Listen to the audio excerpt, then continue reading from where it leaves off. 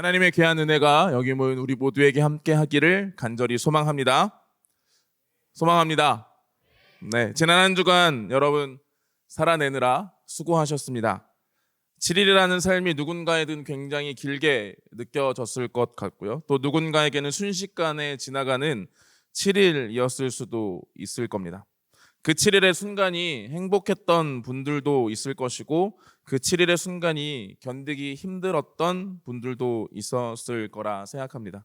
그러나 그 모든 순간을 견뎌내고 이겨내시며 살아내시느라 수고하셨습니다.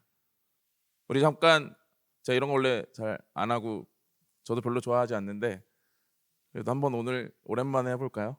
옆에 우리 지체들, 우리 순환에 있는 지체들 축복하면서 한 주간 수고하셨습니다. 한 주간 살아내느라 고생했습니다. 인사해볼까요? 네, 감사합니다. 제가 물 마시고 싶어서 한번 시켜봤습니다.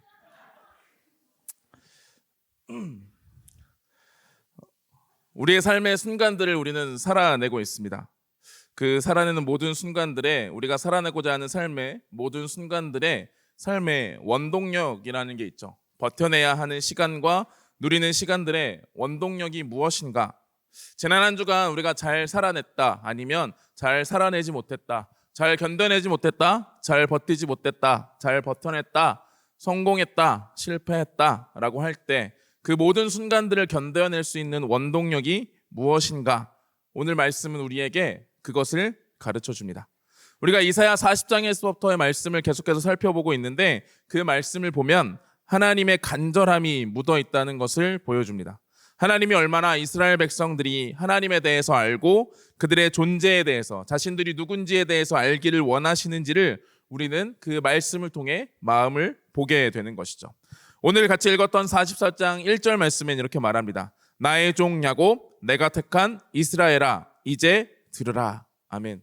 하나님께서 이스라엘 백성들을 향해 다시 한번 말씀하시는 거죠. 너희는 나의 종 야곱이며 내가 택한 이스라엘이다 라고 말하고 계시는 겁니다. 이것이 40장부터 여러 번 반복되어져서 나타나고 있는데 41장 8절, 42장 1절, 43장 1절 15절을 보면 이렇게 나와 있습니다. 나의 종 너 이스라엘아, 택한 야곱아, 나의 벗 하나님 아브라함의 자손아, 붙드는 나의 종, 내가 택한 사람, 너를 창조하신 여호와, 이스라엘아 너를 지으신 이가 여호와 너희의 거룩한 이요 이스라엘의 창조자요 너희의 왕이라 라고 말씀하시면서 하나님은 계속해서 자신이 누군지, 그리고 그들의 앞에 하나님 앞에 서 있는 그들이 어떤 존재인지를 이야기하고 설명하셨던 것이죠.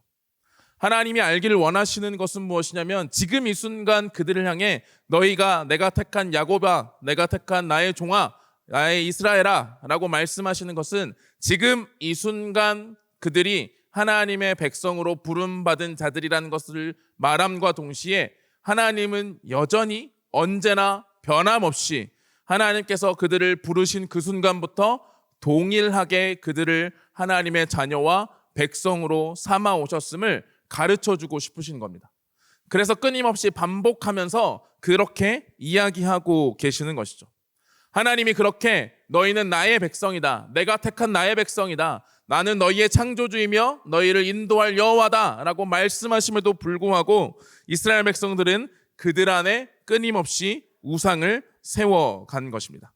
그래서 이사야 44장 9절에서 10절 말씀 보면 이렇게 말합니다. 우상을 만드는 자는 다 허망하도다. 그들이 원하는 것들은 무익한 것이거늘 그들의 증인들은 보지도 못하며 알지도 못하니 그러므로 수치를 당하리라. 신상을 만들며 무익한 우상을 부어 만드는 자가 누구냐라고 말씀합니다. 하나님께서 누구냐라고 말씀하시는 것은 지금 그렇게 우상을 만드는 자들이, 무익한 우상을 부어 만드는 자들이 여전히 이스라엘 백성 가운데 있음을 이야기하고 있는 거죠. 하나님께서 내가 너희를 사랑하는 나의 백성으로 삼았다라고 끊임없이 그 관계는, 너희의 존재는 변함이 없다라고 이야기하고 계심에도 불구하고 이스라엘 백성들은 끊임없이 우상을 만들어 갔다라는 겁니다. 하나님의 택함받은 백성들이 그들 안에 끊임없이 우상을 만들어낸 거죠. 그 우상의 허무함에도 불구하고 그들은 그 무익한 것을 애지중지합니다. 우리 9절 10절 말씀을 같이 한번 다시 읽어보도록 하겠습니다. 9절 10절 같이 읽어보겠습니다. 시작. 우상을 만드는 자는 그것들의 증인들은 보지도 못하며 알지도 못하니 그러므로 수치를 당하리라. 신상을 만들며 무익한 우상을 부어 만든 자가 누구냐? 아멘. 여기서 보면 그들이 원하는 것은 무익한 것이다 라고 말합니다. 그러니까 무익한 우상을 그들이 원하고 있다라고 표현하는 거죠. 이 원한다라고 하는 이 단어를 좀 더 우리가 알기 쉽게 표현해보고 바꿔보자면 그들이 애지중지한다는 겁니다. 그들이 애지중지하는 것들이 무익한 것에 불과한다라고 말씀하고 계시는 것이죠. 그들이 단순히 원하는 것, 그냥 내가 이걸 좀 했으면 좋겠다, 이런 게 있으면 좋겠다라고 하는 것이 아니라 애지중지하면서 붙들고 있는 것을 말하고 있다라는 것이죠. 이스라엘 백성들, 하나님의 그 고백 앞에 서 있는 이스라엘 백성들은 끊임없이 그들 안에 우상을 애지중지하며 그들을 살게 하는 힘이, 그들을 살아게 하는 능력이, 그들의 삶의 원동력이 그 애지중지하는 우상으로부터 말미암는다라고 생각하고 있었음을 보여주고 있는 것이죠. 그것들의 무익함에 대해서는 로마서 1장에서도 이렇게 말합니다. 로마서 1장 23절에 썩어지지 아니하는 하나님의 영광을 썩어질 사람과 새와 짐승과 기어다니는 동물 모양의 우상으로 바꾸었느니라 라고 말씀하시면서 하나님의 영광을 썩어지지 않은 하나님의 영광을 썩어질 것들, 사람과 다른 어떤 피조물들에게 투영하여 그것들이 우리를 살게 하는, 인간들을 살게 하는 힘과 원동력이 될 것이다라고 이야기했다라는 것이죠. 그런데 그것을 하나님께서는 무익한 것을 그들이 애지중지하고 있다라고 말씀하고 있는 겁니다. 그래서 우상의 무익함, 우상이 우리에게 얼마나 의미가 없는 것인지를, 우리의 힘과 능력이 될 수 없는 것인지를 하나님께서는 말씀을 통해서 구체적으로 설명하고 계시는 거죠. 12절 말씀을 우리 같이 한번 읽어보겠습니다. 44장 12절 같이 읽겠습니다. 시작. 철공은 철로 연장을 만들고 그것을 만들며 그의 힘센 팔로 그 일을 하나 배가 고프면 기운이 없고 물을 마시지 아니하면 피로하니라. 아멘. 철공이라는 사람이 철공이 뭐 하는 사람일까요? 철로 뭘 만드는 사람이겠죠? 철로 뭘 만드는 사람이에요. 철로 뭘 만들려면 어떻게 해야 될까요? 그렇죠. 불에 달구고 그걸 계속 쳐야 되잖아요. 굉장히 힘이 센 사람이어야 할 겁니다. 그게 굉장히 힘이 세고 정말 체력도 좋고 지구력도 좋고 뭐 하나를 만들기 위해서는 정교하고 세밀한 능력을 갖춰야 되는 사람이 철공이라는 거죠. 그런데 그 철공이 철로 무엇인가 우상을 만든다고 해도 그의 존재는 어떠하냐면, 말씀을 다시 한번 띄워주시면 뒷부분에 빨간 부분만 같이 읽어볼까요? 시작.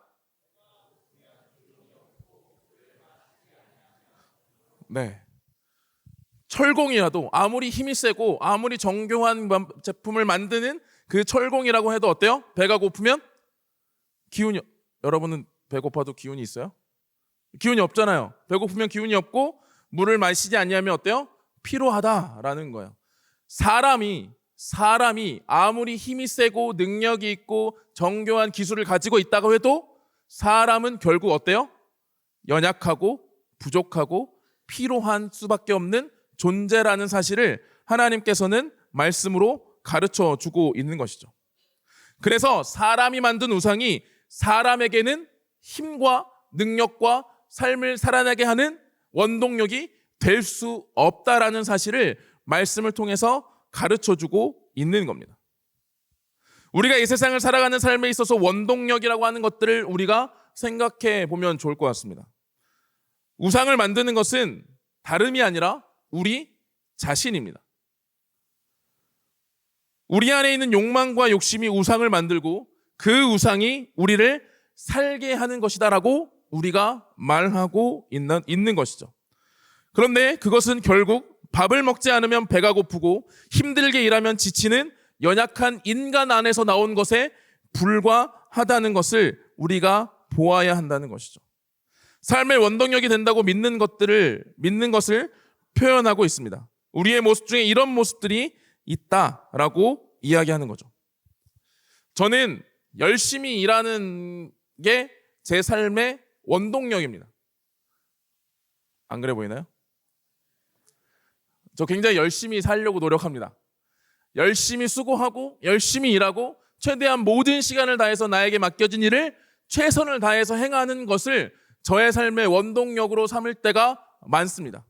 내가 부족한 부분, 내가 살아가야 할 이 삶의 목표를 위해서 내가 최선을 다하는 것이 나의 삶의 원동력이라고 생각하며 살아가는 거죠.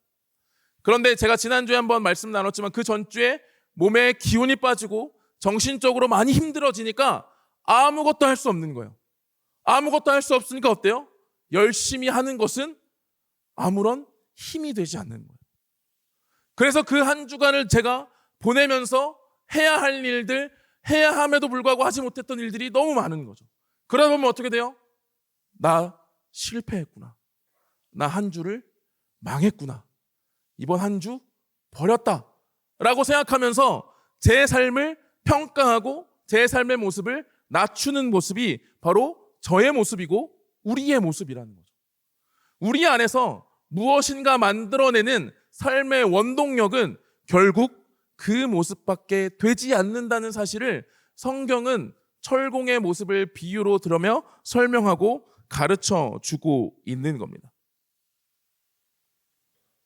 저에게 있는 욕망과 욕심이 뭔가 만족스럽지 않을 때, 그리고 그것을 이뤄내기 위하여 내 삶의 원동력을 삼았던 것들이 있다고 해도 그것이 내 안에서 나온 것이면 내가 그 힘을 잃는 순간, 내가 그것을 달성하지 못하는 순간, 내가 그것을 이루어지 못하는 순간 우리는 실패하고 절망하며 좌절하는 인생이 되는, 그래서 우리 안의 삶의 원동력, 우리가 만들어낸 그 원동력이 얼마나 무익한 것인가를 성경은 가르쳐주고 하나님이 우리에게 말씀하고 계시는 것이죠. 여러분은 지난 한 주간 어떤 삶의 원동력으로 살아오셨습니까? 아니, 여러분들 앞으로 삶을 살아갈 때 무엇을 삶의 원동력으로 삼고 계신가요? 13절부터는 또 다른 비유가 나오는데요. 또 다른 비유의 모습을 보면 목공의 비유가 나옵니다. 목공은 자신의 일을 하기 위해서 필요한 나무를 심고 자라게 합니다. 그리고 그 나무를 통해서 불을 지피고 그걸 통해서 여러 가지 역할을 땔감으로 사용하기도 하고 여러 가지를 만들기도 하죠. 그런데 자신의 일을 위해 사용하는 그 나무를 가지고 그 남은 것으로 우상을 만든다라고 표현합니다. 17절 말씀을 같이 한번 읽어보겠습니다. 17절 시작. 그 나머지로 신상 경배하며 그것에게 기도하여 이르기를 너는 나의 신이니 나를 구원하라 하는도다. 아멘. 그 나머지로 땔감으로 나무를 베서 나무를 통해서 땔감으로 사용하고 여러 가지로 자신의 필요를 위해서 자신을 따뜻하게 하고 여러 가지 모습을 통해서 사용했던 그 나무를 나머지로 뭘 만들어요? 우상을 만들고 그 우상을 만들어 놓고 그 앞에 너는 나의 신이니 나를 구원하라 라고 말하고 있다는 거예요. 우리 삶에 필요한 것들, 우리가 살아가는 데 있으면 도움이 되는 것들을 우리는 가지고 살아갑니다. 우리는 그것을 위해서 여러 가지 노력도 하고 수고를 하죠. 그래서 그걸 가지고 내 삶에 유익한 점들을 사용하고 필요를 채워갑니다. 그런데 그것을 넘어서서 그것을 우상으로 섬기는 순간 지금 이 이사야서에 나오는 목공처럼 자신의 삶의 필요를 위해서 사용하던 것들이 결국 자신의 우상이 되어서 그것을 섬기는 것에 불과한 아주 모순되고 이상한 모습의 무익한 자의 모습을 보여주고 있다라는 거죠. 우리 삶에 필요한 것들이 있죠. 우리 삶을 살아가는 데 필요한 것들이 있습니다. 우리가 가장 쉽게 예를 들 수 있는 게 아마 돈일 겁니다. 돈 필요하죠. 필요합니다. 우리 삶을 살아가는데 유용하죠. 그 삶을 위하여 필요한 돈을 위해서 내가 돈을 벌기 위해서 삶의 유용함을 위해서 그것을 벌고 그것을 사용하는데 어느 순간 그것 앞에서 그것이 돈이 나를 살게 할 것이다. 나를 살아내게 해라. 나에게 능력이 되라. 라고 만약에 우리가 그것을 섬기고 있다라고 한다면 그것이 얼마나 무익한 것이냐라고 이야기하고 있는 거죠. 우리의 삶에 필요한 재원들을 사용하는 것을 넘어서서 그것을 우상으로 섬기려는 모습, 우리의 사상, 우리의 의식주, 우리가 살아가는 모든 삶의 필요들, 그러나 그것은 우리의 삶에 도움을 주는 거지, 그것이 우리의 삶을 살아내게 하는 힘과 원동력이 될 수 없음에도 불구하고 우리가 그것을 의지하고 있다면, 무익한 우상을 의지하고 있음을 성경은 말해주고 이야기하는 겁니다. 그러면서 이스라엘 백성들이 그것을 어떻게 해요? 애지중지했다는 거예요. 하나님이 그들에게 너희는 나의 백성이고 나의 자녀고 내가 너희를 구원하였고 내가 너희를 택하였다 수없이 말씀하고 계시는데, 그들은 그들 안에서 만들어낸 우상, 그들이 세운 우상, 철저히 무익하고 아무런 소용없을 것 같은 그 우상을 끊임없이 만들며 그것이 우리의 신이다, 그것이 우리를 살게 한다, 그것이 우리를 살아낼 능력이다라고 말하면서 그것들을 섬기고 있는 모습을 보여주고 있다라는 겁니다. 그게 혹 우리의 모습은 아닌가요? 그게 혹 우리가 살아가는 삶의 원동력으로 삼고 있는 것은 아닐까요? 이런 무익한 우상을 우리가 끊임없이 마음에서 만들어내는 이유가 있습니다. 이사야 44장 18절에서 20절 말씀 우리 같이 한번 보겠습니다. 우리 한 절씩 교독해서 읽고 20절은 같이 읽겠습니다. 그들이 알지도 못하고 깨닫지도 못함은 그들의 눈이 가려서 보지 못하며 그들의 마음이 어두워져서 깨닫지 못함이니라.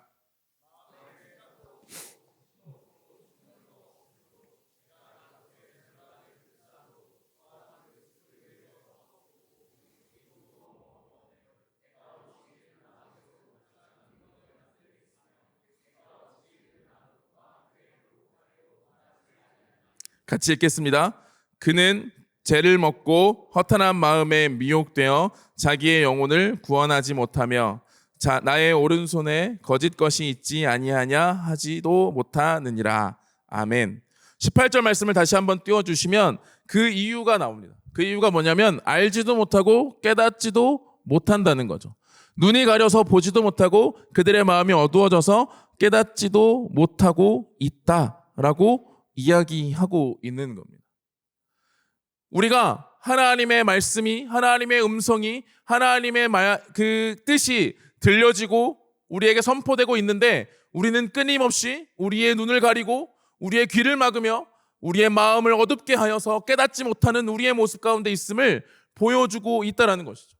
우리의 삶의 원동력이 지금 우상, 여기서 말할 때 만든 그 우상이 아니라 내 삶에 내가 원하는 것, 내가 살게 하는 힘이라고 생각하는 그것을 우리가 생각하면서 하나님의 마음, 하나님의 말씀, 하나님의 뜻은 우리가 가려버리고 있다는 사실을 성경은 지적하고 있는 겁니다. 여러분 어떠신가요? 여러분 삶을 살아갈 때 하나님이 필요한가요? 돈이 필요한가요? 여러분 삶을 살 때 하나님이 필요하신가요? 아니면 사람들의 인기가, 인정이 필요한가요?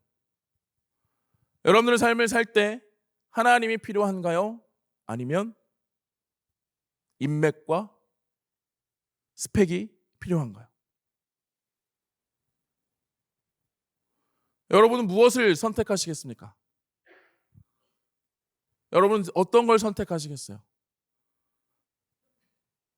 지금 당장 여러분의 눈앞에 하나님이 둘 중에 하나를 선택하라고 하신다면 여러분 당당하게 하나님이요 하실 수 있으신가요? 저도 못할 것 같아요. 왜냐하면 내 삶에 필요한 것들을 제가 알거든요. 내 삶에 부족한 것들을 제가 알거든요. 그게 더 있으면 내 삶이 얼마나 좋아질까를 내가 생각하거든요. 그래서 끊임없이 그걸 따라갈 때가 더 많거든요. 제가 열심히 하는 이유, 제가 열심히 사는 것이 제 삶의 원동력이었던 이유는 뭐였냐면 제가 열심히 하면 사람들의 많은 인정을 받을 거라고 생각했던 거예요. 사람들의 인정을 받고 사람들로부터 인정받아서 내가 높여지고 내가 드러나고 내가 나타날 때 나의 삶이 더 나은 삶이 될 것 같다는 제 생각이 저를 열심히 살게 했던 거죠. 그런데 하나님이 그걸 철저히 무너뜨리시더라고요. 아무것도 못하게 하시고 아무 힘과 능력이 없다는 걸 경험하게 하시고 아무것도 하지 않을 때, 아무것도 할 수 없을 때 결국 하나님을 찾게 하는 그 모습을 바라보고 경험하며 살아가는 게 저의 모습이더라고요. 여러분은 어떻습니까? 그래서 하나님은 끊임없이 말씀을 통해 가르쳐주고 계시는 거예요. 너희가 누군지, 내가 누군지, 하나님 여호와가 어떤 분인지, 하나님 앞에 선 당신들은, 너희들은 어떤 존재인지를 끊임없이 이야기해 주고 계시는 겁니다. 이렇게 알지 못하고 깨닫지 못하여 어리석음에 머물러 있는 자들을 향해 하나님이 말씀하시는 겁니다. 우리 3절 4절 말씀 같이 한번 읽어보겠습니다. 3절 4절 시작. 나는 목마른 자에게 물을 주며 나의 영을 나의 자손에게, 나의 복을 내 후손에게 부어주리니 그들이 풀 가운데서 솟아나기를 시냇가에 버들같이 할 것이라. 아멘. 목마른 자에게 물을 주며 마른 땅에 시내가 흐르게 한다. 하나님의 영을 부어주시고 하나님의 복을 부어주셔서 풀 가운데 솟아나기를 시냇가에 버들같이 하신다. 제가 예비 리더 교육하면서 말씀드렸던 것 같은데, 제가 성경 봉독할 때 뭐 한다고 말씀드렸죠? 네, 그래서 뭐라고 그랬어요? 큰 소리로 같이 봉독하시라고 제가 얘기했잖아요. 안 그러면 제가 물을 급하게 마셔고 같이 읽어야 된다고. 제가 목이 마르고 이제 목이 아프니까 성경 봉독할 때 이제 다 같이 읽자고 할 때는 이제 제가 한번 물 마실 때 소리가 작으면 제가 급하게 마시다가 오히려 목이 더 아플 수 있으니까. 그렇죠? 우리는 그렇게 연약하고 부족한 존재들이죠. 물을 마셔야 목이 30분도 이야기할 수 없어서 그 물을 마셔야 하는 존재가 우리예요. 목마른 자, 연약한 자, 부족한 자들이죠. 그런데 그 목마른 자에게 물을 주시는 분, 그 마른 땅에 시내가 흐르게 하시는 분이 하나님이시라는 거예요. 그러면서 4절 말씀 보면 솟아나기를 시냇가에 버들같이 하신다라고 이야기하세요. 이건 무엇이냐면 이제 목마른 자에게 물을 주고 마른 땅에 시내가 흐르게 함으로 그곳에 생명이 살아나는 모습을 보여주고 있는 거예요. 우리를 살게 하는 힘, 우리가 생명력을 가지고 삶의 원동력을 가지고 담대하게 이 땅 가운데 살아갈 수 있는 힘과 능력은 바로 그 목마른 자에게 물을 주시는 마른 땅에 시내를 내게 하시며 버들나무같이 그 시냇가에 그 버들같이 풀이 피어나게 하시는 참된 여호와 하나님뿐이 없다라는 사실을 이스라엘 백성들에게, 그리고 오늘 우리에게 가르쳐주고 계시는 겁니다. 그러면서 하나님께서 말씀하시죠. 44장 6절 7절 보면 내가 이스라엘의 왕이며 이스라엘의 구원자이며 처음이요 마지막이다. 그리고 너희는 나의 영원한 백성 가운데 세워진 자들이다 라고 말씀하고 계시는 겁니다. 그들을 살게 하는 그 생명력이 하나님의 영으로 말미암아 나타나고 하나님의 영을 그들에게 주심으로 그들이 살아가는 능력과 힘이 그들에게 주어진다는 사실을 하나님은 말씀하고 싶으시는 거죠. 구원을 받은 자의 삶은 앞으로도 영원히 하나님으로 말미암아 살아가야 한다는 사실을 이야기해 주고 있는 겁니다. 여러분, 하나님이 여러분들을 구원하셨습니다. 구원하신 자의 삶은 어떻습니까? 하나님이 책임지실까요? 안 책임지지 않으실까요? 책임지신다는 거죠. 하나님께서는 하나님이 구원한 백성들을 끝까지 인도해 가시는 분이라는 사실, 그들을 이제 죄에서 구원해 주는 것으로 끝이 아니라 영원한 하나님의 나라의 그 순간까지 하나님께서 인도해 주시는 분, 그 생명을 가지고 살게 하시는 분은 오직 여호와 하나님이라는 사실을 기억하기를 원하고 계시는 겁니다.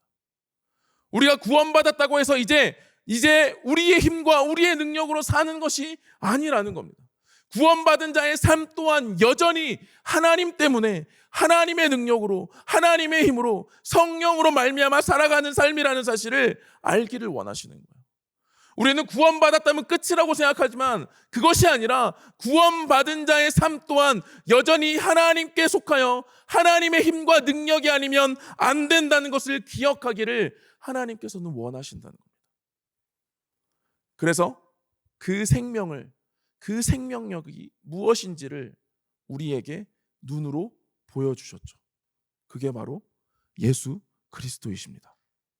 요한복음 5장 26절, 11장 25절, 14장 6절 보면 이렇게 나와 있습니다. 같이 한번 읽어보겠습니다. 시작. 아버지께서 자기 속에 생명이 있음 같이 아들에게도 생명을 주어 그 속에 있게 하셨고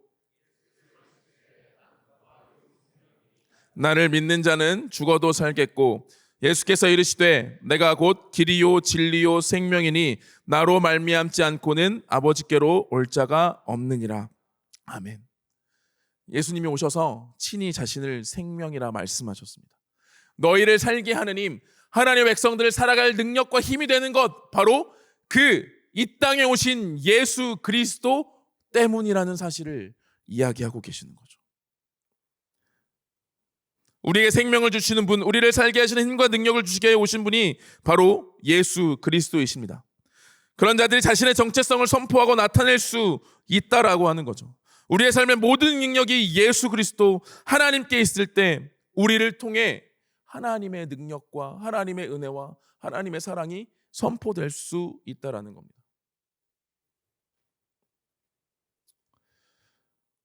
우리 2024년 청년부의 주제가 그리스도의 빛을 비추라는 겁니다. 우리 지난 10개월의 삶을 돌아볼까요? 여러분은 그리스도의 빛을 비추며 살아가셨습니까? 왜 아무도 대답을 안 하세요? 그리스도의 빛을 비춘다는 건 뭘까요? 그리스도의 빛을 비춰낸다는 건 뭘까요? 여러분들이 수없이 많은 사람을 전도하는 걸 그리스도의 빛을 비추는 걸까요? 여러분들이 세상에서 좋은 선행을 많이 이뤄내는 것이 그리스도의 빛을 비추는 걸까요? 아니면 착한 사람이 되는 게 그리스도의 빛을 비추는 걸까요? 성경은 그것을 빛을 비추는 것이라 말하지 않습니다. 바로 그 예수 그리스도가 삶의 원동력이 되어 살아가는 사람들을 통해 하나님이 그 빛을 비춰내신다 말씀하신다는 거죠. 이사야 44장 5절 말씀 보면 이렇게 말합니다. 한 사람은 이르기를 나는 여호와께 속하였다 할 것이며 또 한 사람은 야곱의 이름으로 자기를 부를 것이며 또 다른 사람은 자기가 여호와께 속하였음을 그의 손으로 기록하고 이스라엘 이름으로 존귀히 여김을 받으리라. 아멘. 그들이 하는 것, 이스라엘 백성들이 그 생명력을 소유한 생명력을 가진 이스라엘 백성들이 하는 것은 하나님께 내가 속한 자이다. 나를 하나님이 부르셨다. 내가 하나님께 속했다라고 선포하고 말하고 기록하는 것이었다라고 이야기하는 겁니다. 그것을 통해 빛을 드러내시며 그것을 통해 하나님의 영광을 나타내시는 분은 하나님이셨다는 거죠. 그들은 그저 자신이 누구인지, 자신이 어떤 존재인지, 자신이 하나님 앞에 어떤 사랑을 받은 자인지를 알고 이야기할 뿐이었음을 말하는 겁니다. 그리스도의 빛을 비춘다. 우리가 빛과 소금이 된다. 세상에서 그리스도인으로 살아간다 라고 하는 건 그것을 이야기하는 겁니다. 그래서 하나님이 8절에 이렇게 말씀하시는 겁니다. 우리 또 같이 마지막으로 읽어보겠습니다. 이사야 44장 8절 시작. 너희는 두려워하지 말며 겁내지 말라. 내가 예로부터 너희에게 듣게 하지 아니하였느냐 알리지 아니하였느냐. 너희는 나의 증인이라. 나 외에 신이 있겠느냐. 과연 반석은 없나니 다른 신이 있음을 내가 알지 못하노라. 아멘. 이 세상 가운데 내가 하나님의 자녀이라, 내가 하나님의 백성이라, 내가 택함 받은 자이다 라고 말하며 그 자리에 서 있는 것을 두려워하지 말고 겁내지 말라고 말합니다.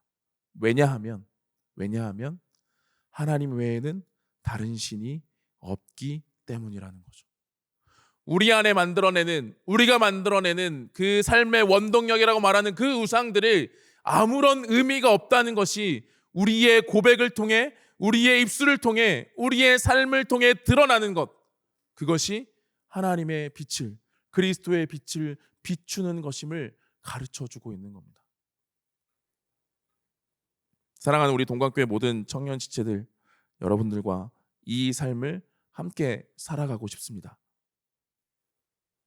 우리가 그저 내 삶의 원동력으로 한 주를 버텨내고 살아내는 것으로 끝나는 것이 아니라 내가 만들어낸 그 삶의 원동력으로 한 주를 잘 살았다라고 자족하며 존재하는 것이 아니라 하나님으로 말미암아 내가 하나님의 자녀이니, 내가 하나님의 백성이니, 하나님이 나를 예수 그리스도를 내어주실 정도로 사랑하셨으니 나는 하나님과 함께합니다라고 고백하며 그것이 삶의 원동력이 되어 그 삶의 원동력으로 살아내고 견뎌내고 버텨내고 그리고 이 자리에 모여 함께 하나님을 찬양하는 공동체, 하나님을 예배하는 공동체,